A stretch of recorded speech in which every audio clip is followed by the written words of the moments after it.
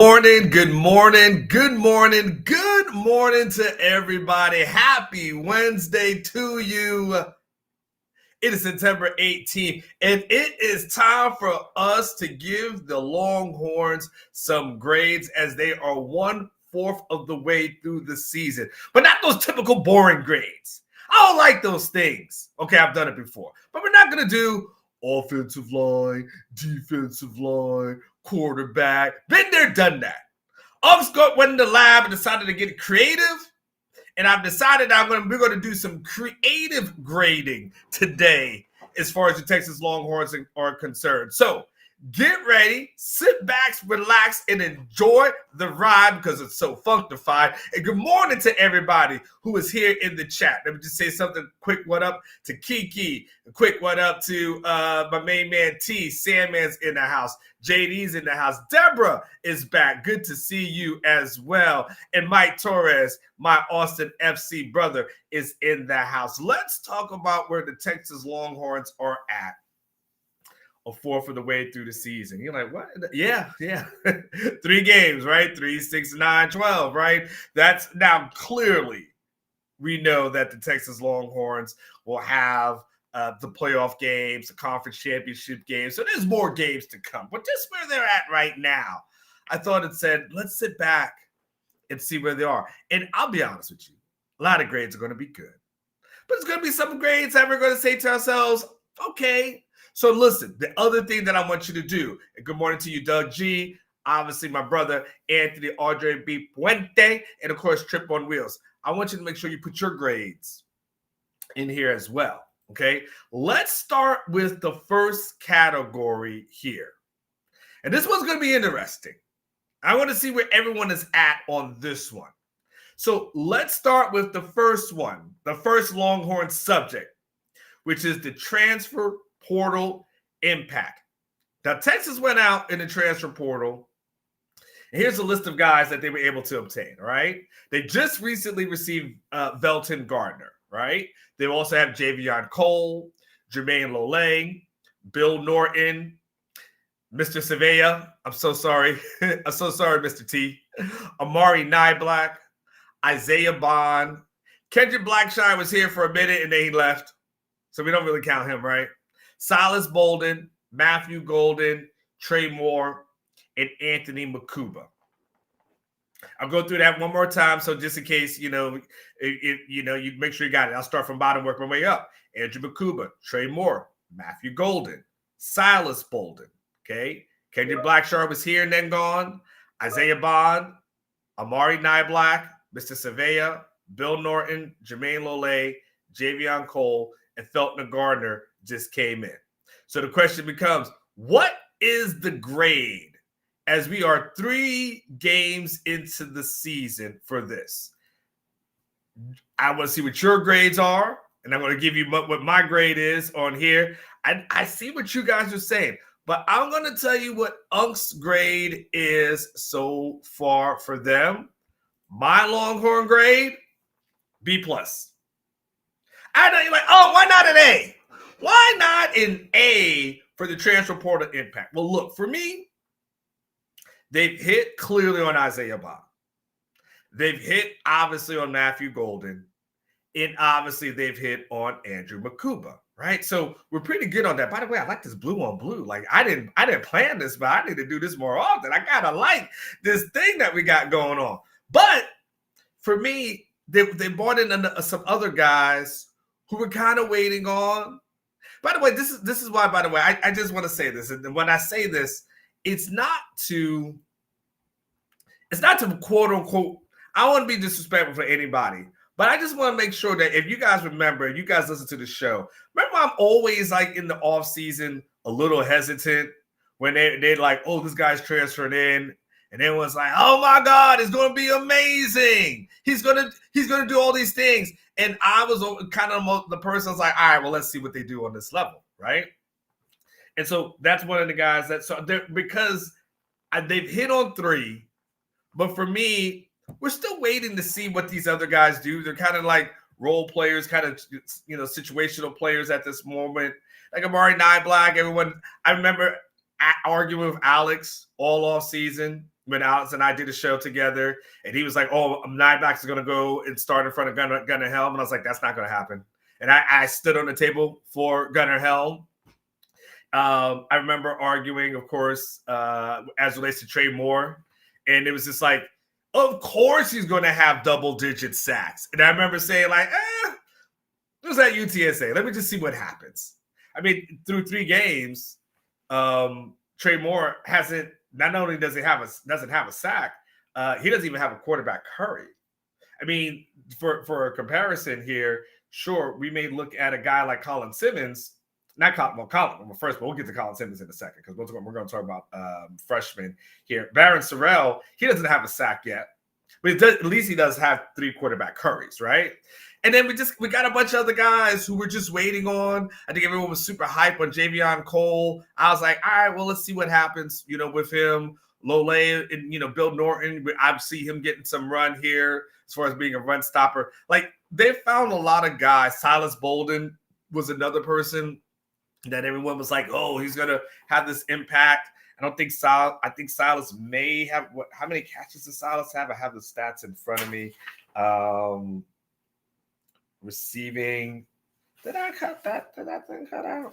Well, whatever it is, he's not in my top 5 or 6 guys as far as Silas is concerned. So at the end of the day, good guys, good players, good role players. So that's why I give it a B+. I feel like Texas knocked it out the park. I feel like they hit on 3 guys, which is Makuba, Bond, and Golden. And then I feel like right now they've got some role players, which is not bad, by the way. If you're able to get a bunch of role players out the portal, that's fine. But I just think also it's a cautionary tale for y'all going forward that when these guys come in the portal and everyone's like, oh my goodness, he did it here. Of course he's going to do it here. Well, as you can see, a few guys may, and then there's going to be other guys that may not. So it's a B+ for me as far as the grading is concerned. Again, put your grades here in the chat so we can see what you think as well. But the transfer portal impact, I think, has been really, I think Steve Sarkisian has figured out his sweet spot as relates to recruiting, but then also as relates to, when I say recruiting high school and transfer portal, and he's been able to say, okay, well, this is how I make my roster. I'm still going to recruit, but now I can bring in some dudes from the transfer portal who can have an instant impact, and then everyone's eating and everyone's cooking. And he's got a program right now that if you're good enough, you can literally be a backup player and still go to the NFL. Like that's what the Sarkisian thing is at this moment. Like, you literally could be a backup player. You could be a Keelan Robinson and still go into the NFL. Roshan Johnson was technically a backup, right? But he still goes to the NFL. He can sell you on being a role player and still having that opportunity. So he understands when he goes to the transfer portal, what they're looking for, exactly what he needs. He's looking for speed. But the biggest thing I think under Sark is when you get here, at the end of the day, you still got to earn it. And nothing's going to be given to you. Your resume is cool, but it took Andrew Makuba a minute before he was able to be a person that is going to be on the field the way he is now, right? So it takes a second under Sark. So don't always fall into the, well, this guy's going to be this, and this guy did this at Alabama, this guy did this at UTSA, this guy did this over at Cal. Like, cool. When you get here in Texas, it's a different beast. All right, let's go to the second subject now. The second subject that we're grading today on our Longhorn grades. And I hope everyone's having a good day. But let me just check the chats because I want to make sure no one put in the super chat. All right, no one put in the super chat. That's all right. I know. Hey, it's okay. I know the first of the month ain't hit for some of y'all. We got paid a few weeks ago. You run it on fumes. I get it. I get it if you haven't put in your super chat yet. It's okay. I'm with you. I got kids. I understand. Times are hard. It's okay. Freshman impact is number 2. And this one is an interesting one for me because to me, freshmen, you don't need them all to pop, right? You don't need everybody in your freshman class to be the person that pops. To me, to have a successful freshman class, instant, and I'm just talking about from an instant perspective, you only need a few guys to really, really pop, right? And I feel like when you look at what Texas has, and of course, there's the easy ones, right? Ryan Wingo has popped. Colin Simmons obviously has popped. We know what obviously what we think about as far as Kobe Black is concerned. We know Michael Kern, he's a starting punter. I mean, I got to give Michael Kern a little love as far as that is concerned. And then you got a lot of Jarrett Gibson is another guy who has popped as well. Like he's playing a lot, and regardless of how it did or didn't happen, he's there. Trey Owens is a guy that pops. Arch is a technicality. That's a redshirt freshman. So we're not gonna do that. I'm gonna go true freshman for this category. Right? I get it. I see what you said, Sam, man. But I gotta go with that, I want to go true freshman from here. By the way, I got caught up in the chats, and that's why I got thrown off for a second. So overall, I'm going to have to give this one a solid A. I'm going to give it an A for having the freshman impact. I mean, and we're talking, we're good. I'm not talking A-.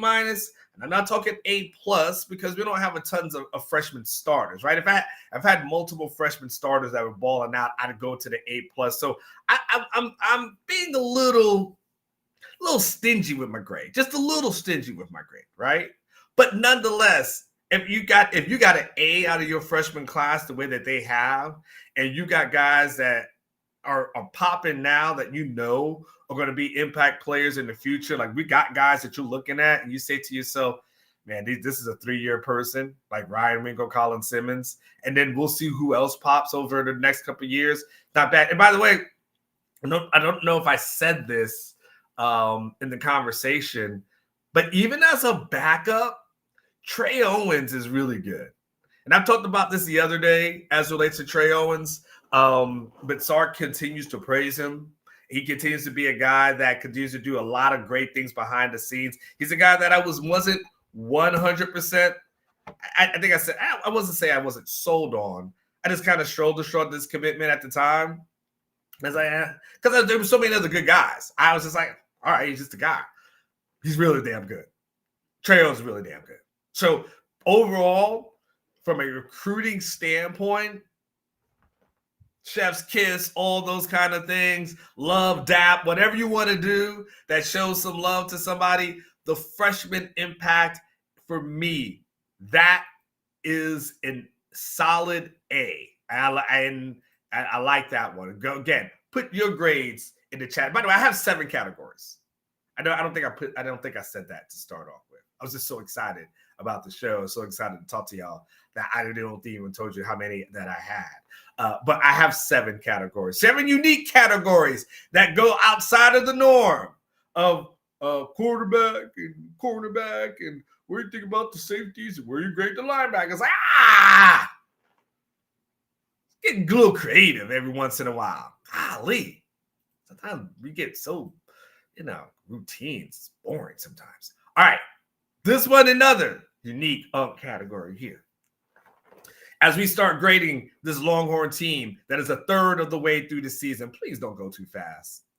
Man, I looked at the calendar today. I said, oh, man, I know. Only reason I want October is for the weather to get a little bit cooler. But outside of that, we just need football for as long as possible. I mean, we need to be going into January. That's what I'm talking about. Offensive and defensive strategies. Now, this is more of a coaching thing.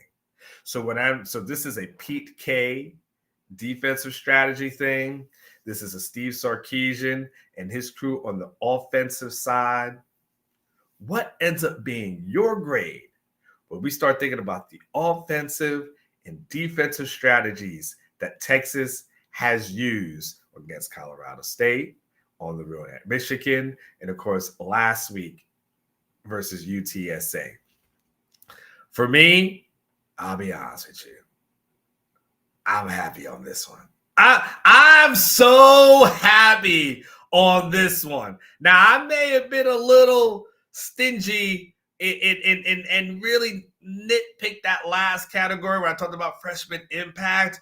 But for me, when it comes from a coaching standpoint, whether it's Pete K, whether it's Steve Sarkisian as a play caller, whether it's the guys in the booth from the offensive and defensive sides, it is an A+ for me. And I'm a harsh grader. I'm a tough grader. I'm that person. You know how I know this is what you need to know about me as far as grading is concerned. This might resonate with somebody. I'm a Capricorn. And if you know anything about Capricorns, you know for the most part, we kind of straight into the point. We don't really know about that whole feelings thing. I'm trying to learn. I'm trying to learn. I'm trying. Oh my God, I'm trying. It's hard when you're in relationships and people have these emotional needs and you just like, well, I don't understand. So I'm a Capricorn, okay? So that's just how I am, right? But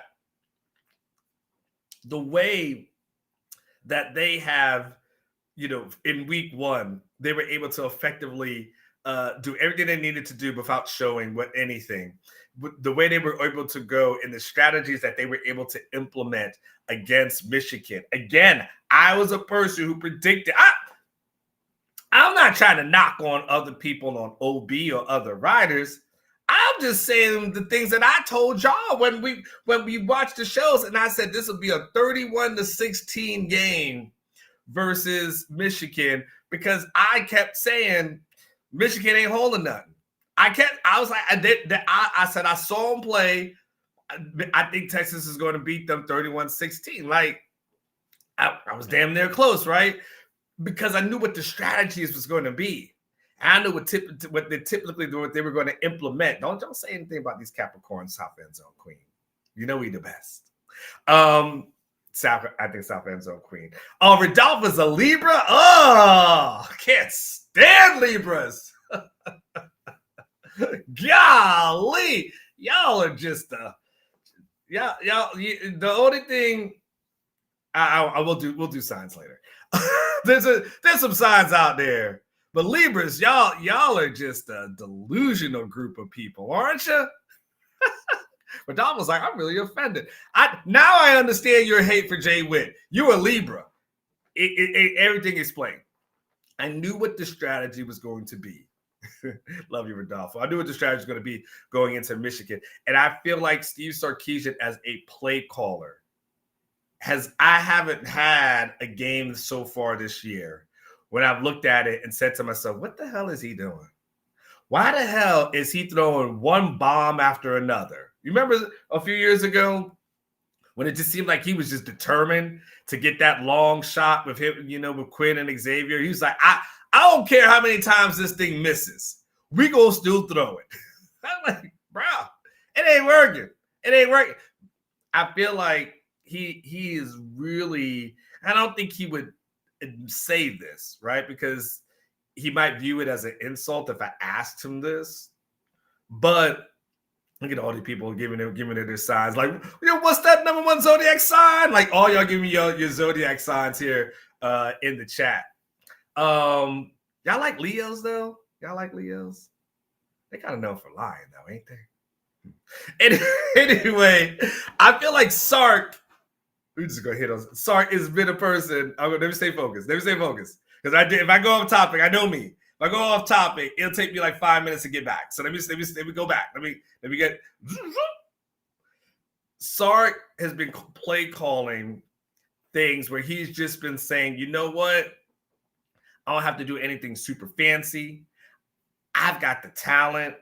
And he's just like, and Sark, what he does, I think, so well is that he gets guys open. I'm talking about open. Like how he calls these plays and how he designs his plays, that he has that misdirection and he gets the guys in space and they are open. It's a real thing of beauty. Now, there's times that Quinn has to make tough throws, right? So that's there.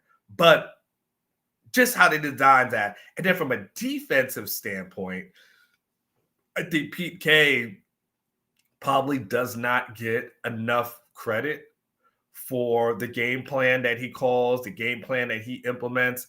I think Pete K is great at what he does. I was on a show yesterday, and what was it called? Cole and oh man, what was it called? Cole and something or other, like Hudson, I believe is what it was called. And anyway, they were asking me who was. I'm just sorry. I think it's like Hudson. Wait, okay, my bad. Yeah, Outkick Hutton. I'm sorry. Yeah.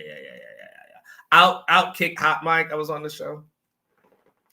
I hope they're not watching. They're like, damn, you don't even know. I was like Cole Hudson. I'm just making up names and shows. I promise you I was on some show. I'm like, man, I was on PSPN yesterday. I was talking to Stephen B. Like, they had me on. Like, no, I was literally, it was the Outkick Hot Mic show is what I was on yesterday. It was Hutton and Winthrow. It's on my Twitter.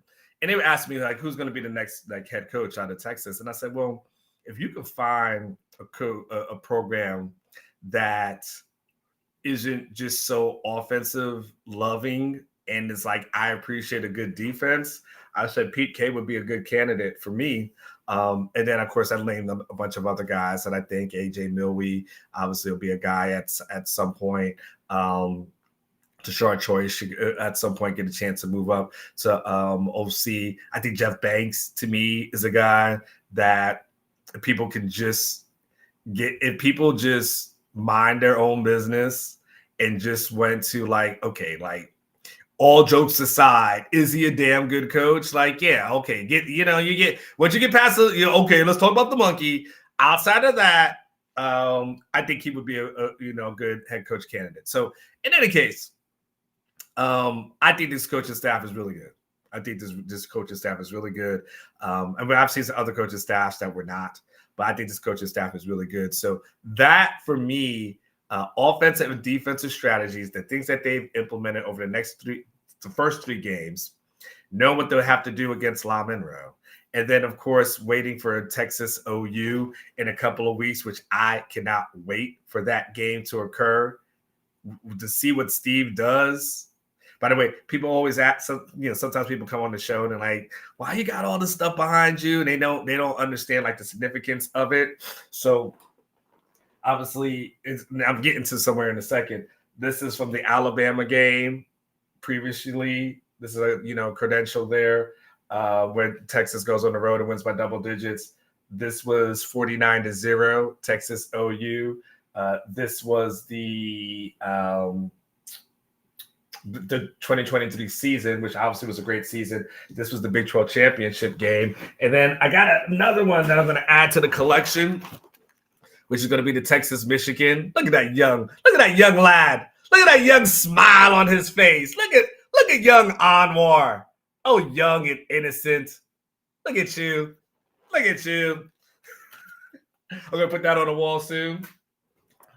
But I think if Texas balls out and continues doing what they're doing, the offensive defensive strategy, you may not be able to repeat 49-0, but at this point, it could be an ass kicking. Okay?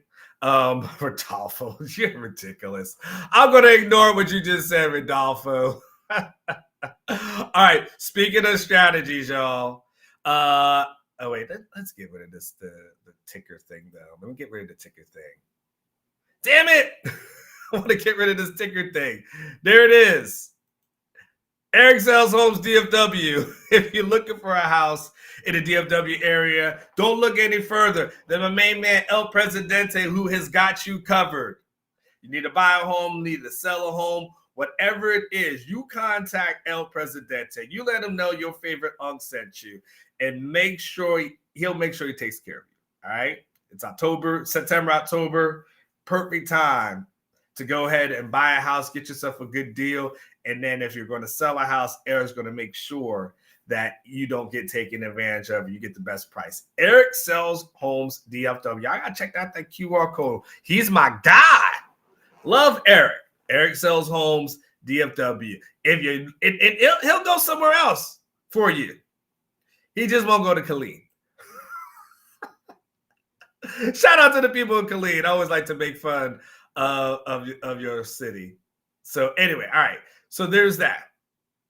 I don't think I put this up today either, by the way. All right, here we go. All right, now let's go to the next category. I don't think I put y'all on the screen today. I am so sorry. I am so sorry. I'm gonna put you guys are on the screen now. All right, let's go to our next category. And let's see where we're at. This one's a good one. Let's go to team depth. Yeah, like I said, I got some unique categories for you. Khalid, you know the thing about Khalid is it's the STD capital of Texas, one of the highest ranking in the country. That's my thing about Khalid. I remember I used to be on the date with those dating apps. I'd be on a dating app and I see somebody from Khalid. I was like, nope.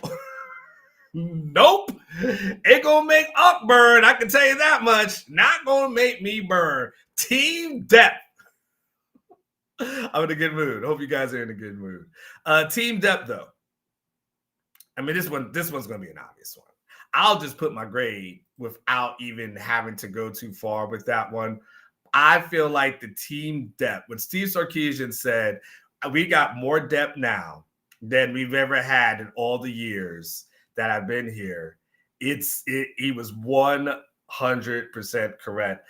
We have seen them lose 2 running backs before the season and still have a run game. We saw Jaden Blue get hurt, and they still was able to run the ball. We saw Quinn Ewers get hurt, and they was still able to be productive with Arch Manning. No matter what that they've been able to throw in, they've been fine. Whoever's come on the field, I haven't once felt like that guy shouldn't be playing for University of Texas. Come on, think about all the times you've seen someone come in the game. You're like, why the hell is this guy in here? I don't want to throw people under anybody's bus. I don't want to do that today. There's somebody that's probably minding their own business, getting up. They're at work, and I don't want them to get a text message that say, man, I've just destroyed you today. You're like, man, whatever happened to that? I'm so sorry. There's some people right now. I'm sorry. They're like looking up Colleen. They're like, Colleen STDs, and like their mind is being blown. I'll tell you, when I was back in that single world, every time I saw I don't care how good she looked. I was like, nope, not my body. Team depth is amazing. Sark, they've done a good job of not only recruiting but developing guys. The offensive line, think about the offensive line next year. They've done a great job of making sure those guys are going to be ready. So they don't have to skip a beat next season. They've done a great job in recruiting. You know, you look at that wide receiver room and how deep it is, the defensive tackle room, the linebacker room, obviously all the DBs, all of them, cornerbacks, safeties.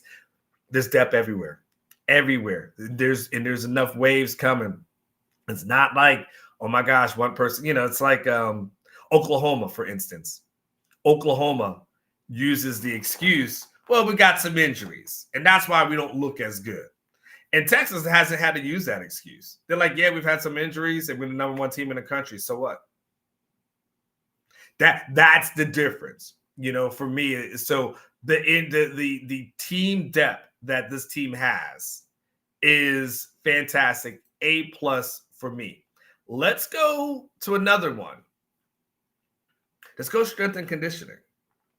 I point strength and conditioning out because I think it's an overlooked factor, but it's something that it's like it's so easy to look, at the product, but not look at the process, right? And I know it don't sound like he's preaching right now, but it's so easy to look at the product.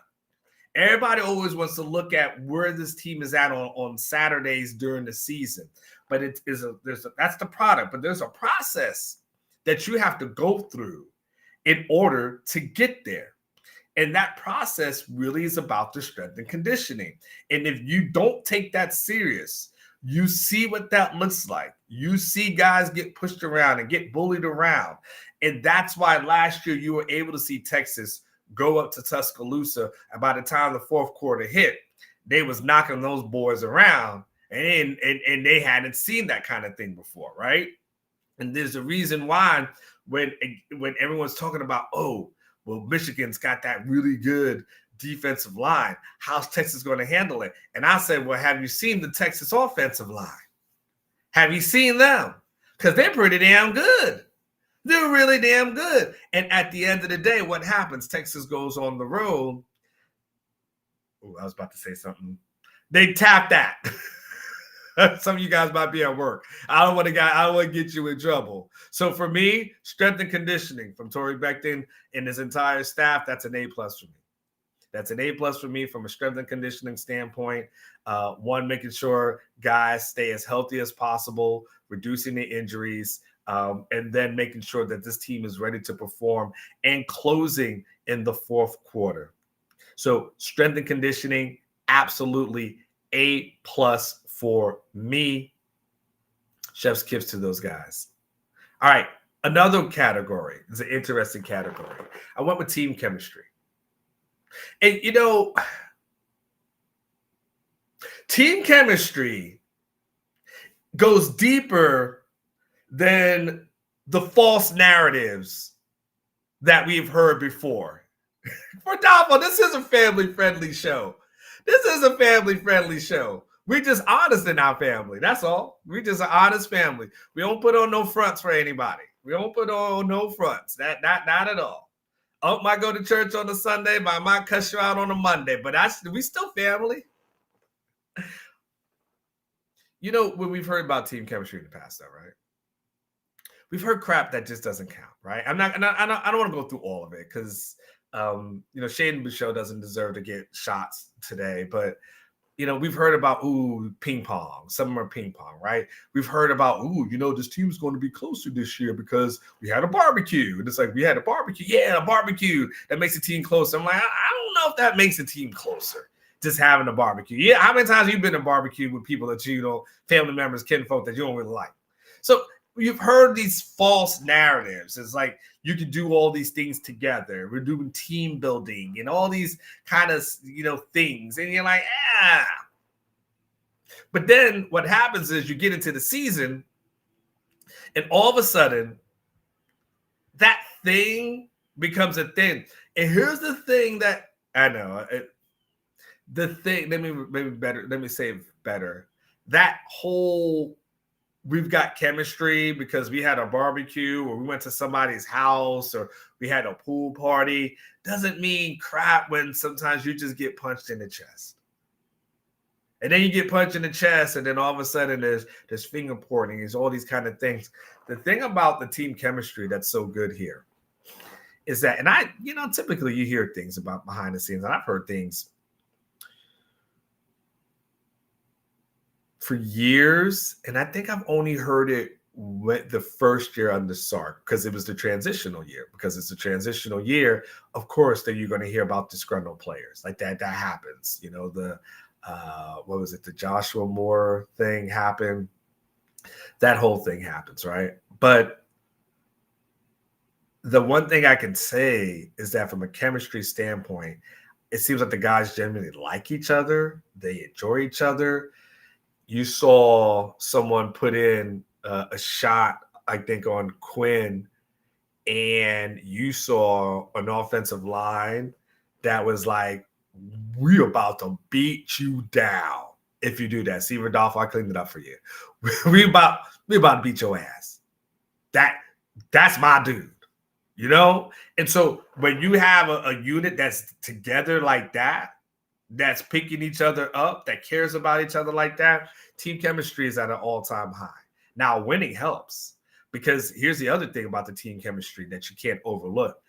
We talked about those, 11, 12 guys that transferred in, and they fall in line. They've all fallen in line. Now, you can come in, and sometimes we've seen guys that didn't fall in line. Ajay Hall is one of those guys. He came in, He did fall in line. And he fell out of line. And now I don't know. He's fallen into prison or something. I don't even know. It's so sad. I just hope for something good for that young man because he's just too young to have his life ruined. Even though he might be a knucklehead. I don't like to see young people fail like that. And see, you got too much life ahead of you. But nonetheless, the team kept all the guys who transferred in. They've all fallen in line. They've all Bakubas of the world, Bonds of the world. Like they've been like, this is the culture here at Texas. Because it is the culture here at Texas, this is what we're going to do. This is what y'all do. This is what I'm going to do. And it's amazing to see. So the team chemistry has been great. If it has to do with the transparency that Sark has make sure that the guys have, if it's just whatever that thing is, and there's many different variables added to it, you've got to have that. You've got to have that togetherness. You guys play team sports. Hell, you guys work at jobs. You know, it's hard. It's hard to go to work to be in that same desk, same office, same outside environment, wherever you are. Even if you work in Amazon, like if you can't stand your boss, the job sucks. I don't care if you're in the truck all day. If your boss is calling you every couple of minutes and you can't stand him or her, it's a tough environment. You've got to have that team chemistry. And so that's the one thing I say that the Longhorns have. So I guess I say that all to say when it comes to that grade, it's an A+ for me. It's a simple thing. But trust me, you're going to see as some teams unfold and unravel this season, you're going to see that chemistry thing. You're going to hear about, thank God, here's how we know. You know what we haven't had to worry about in a couple of years? Team meetings. Nothing says your season's about to go off the rails, then when you hear about that dreaded, we need to call a team meeting. Oh, I'm like, it's over. It's over. It's over. Say less. The season's absolutely over when we call for a team meeting. All right, so there's that. Last category. This is y'all. What? This is y'all. Fan engagement. There are a couple of things. I'm going to take you guys behind the curtain. There's two things in the world of journalism that I'll be on. I'm going to tell you the dirt that nobody else will tell you. That's why you come to this show. I'm going to tell you what no one else will tell you about my business, my industry. There's two optimal results in our industry when it comes to covering a team and it comes to having interest in the things that you write or the things that you put on video. Okay? It's either that the team is really good or the team is really bad. And anything in between is apathy. And then when we're at that 7-8 win mark, no one really cares. It's a shoulder shrug. So I am telling you. So when you see things in the future, you know your is telling you the God honest truth. Reporters, they want this team to either be 11-1, 12-0, or they're like, tank it. But if you had 7 wins and go into the Alamo Bowl, nobody cares. But the great thing is, from a fan standpoint, when Texas is doing well, the fans are there. And I got to say kudos to all the fans who showed up and showed out, who were there in Michigan. I was there in Detroit, walking downtown. Yeah, I walked downtown in Detroit. Not far. Not too far from my car to the soul food restaurant. The fan engagement has been great. When Sark says things like, oh, I like it when I go on the road and it's 100,000 people versus 100. I'm like, come on, Sark. You know Longhorn fans travel better than that. Come on, son. I know what you're telling yourself in your head. I get what you got to say to yourself. Like, it's us against the world. I'm like, man, but it kind of gets, y'all, Texas fans travel like Steelers fans or Cowboys fans or Packers fans, right? They go. And the fan engagement has been great. I feel like the fan support has been great. The fan support matches the product on the field. So to you guys and ladies, of course, Deborah's, but South End Zone Queens, Stephanie, I forget the one that Sandman always tries to go after. I forget, she changed her names. I can't remember it. Longhorn grades, A+. A+ for creating a home environment that is kick-ass. This place used to be boring. There's a home environment that's much greater in DKR than it actually has ever been. I can feel it now. Years ago, it was boring. Now, y'all are rocking. I feel it. You go on the road, Longhorn Nation is there.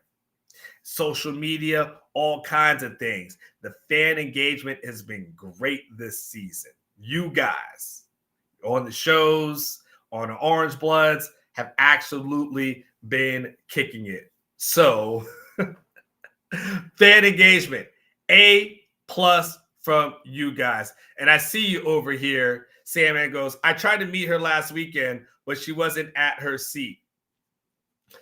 I told y'all, hey, I told y'all, yeah, until there's a Catherine sign, I don't think she's real. I'm just thinking that's some dude running that account or something like that. I'll be honest with you. I'll tell you something ain't right. Something ain't right. I know I lost Catherine. She probably just blocked me. That's okay. It's probably the real name is Kevin. I'm just saying. I ain't saying. I'm just saying. All right. After that, South End Zone Queen ghosted you? You must have said something.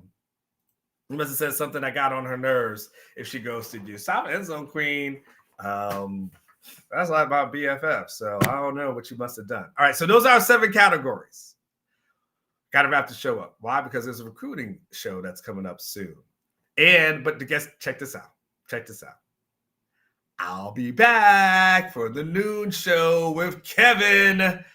House Divided. It's more like House United when I'm going to be there. So I'll be back in a couple of hours. So I'm going to take a little break. I'm going to run a couple little errands. Then I'll be back at noon. So I hope you guys enjoyed it. If you guys joined late, make sure you go and check it out from the beginning. Hit the like button. By the way, some people do something like that's kind of cool. On the playback speed, just play it at like 1.5, and you can just get through the video a lot quicker, as opposed to just doing it at regular speed. Just speed it up, and then you get to do a lot faster. So it is what it is. Some people do that. So in any case, make sure you do that. Hit the like button if you can. And remember what I always say. Live each day like it's your last, because one day it will be. So that means go out, have a fantastic day, do something nice for yourself. If nobody's done nothing nice for you, let your tell you, do something nice for yourself today. Pamper yourself, get a massage, buy yourself something nice, do something fantastic, because you absolutely deserve it. Oh yeah, and if you are going to do something nice and you are going to do something special, make sure on your list of errands that you're going to run, head out to Specs, because they've got some of the best prices on all the beers, wines, and Specs same-day delivery can save the day with our Specs app or online shopping. From world-class wines to hard-to-find spirits and craft beers to gourmet foods, delicious snacks, and spectacular sweets. It's Specs. Cheers to savings.